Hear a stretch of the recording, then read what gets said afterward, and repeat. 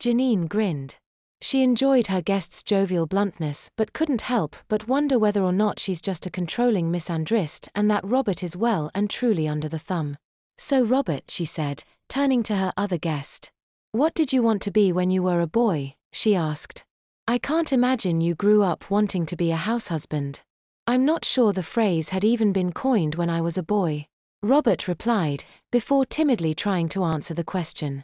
I wanted to be all sorts of things. Cowboy, astronaut, racing driver, firefighter, ninja, he chuckled. But who knows?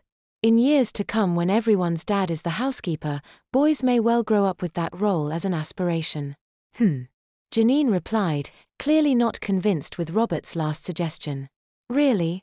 Let's not forget, Janine, that when our mothers and grandmothers were little girls, they had dreams of being a princess and wanted nothing more than to find a prince, live in a castle and wear beautiful dresses. True, but these days girls have so much more to aspire to. Janine replied. We do. Denise agreed. And as I stated earlier, the pendulum is swinging.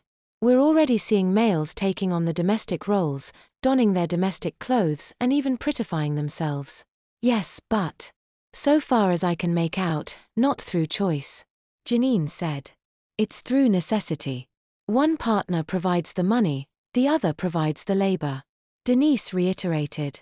After a long day in the office, I want to come home to a nice clean house in which I can kick my shoes off and relax. I want the aroma of a home-cooked meal and a husband who doesn't look like he's spent all day cleaning, she said. There's nothing worse than coming home to a husband with tatty hair and a dirty apron who's frantically finishing off the hoovering and still needs to clean the kitchen before even starting on dinner, she added. I can just picture the scene. Janine chuckled. And does that ever happen, Robert? She asked. Ha ha. Robert nervously chuckled.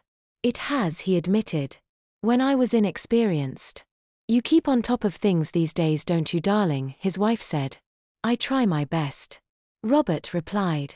He described the frantic last hour before his wife returns home, when he's putting all the cleaning stuff away, giving the worktops one last wipe, quickly dusting a picture frame with his pinny before having a really close shave, applying his makeup, donning a dinner dress, removing his rollers and styling his hair. All in time for Denise to walk through the door. It sounds like a scene from a 1950s TV show, the perfect little housewife in heels and petticoats, with perfect makeup and not a hair out of place. Only you're the husband. Janine smiled, before telling the listeners that they're running out of time. Now I'm sure you're all dying to see what Robert's wearing, she enthused, so we're going to put a photo on the Weekend Woman's Hour page at bbc.com. And don't forget the podcast where you can hear the entire discussion with our guests, Denise and Robert, she informed the listeners. Denise and Robert.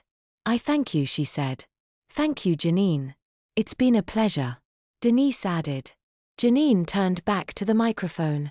Next week's Woman's Hour drama will be the new adaptation of Peter Jackson's Conditions of Inheritance, in which a teenage boy is forced to become housemaid and servant to his domineering Aunt Agatha. Until then, goodbye. A male announcer voice began. Weekend Woman's Hour was presented by Janine Murphy and produced by blah blah blah blah blah blah blah blah blah.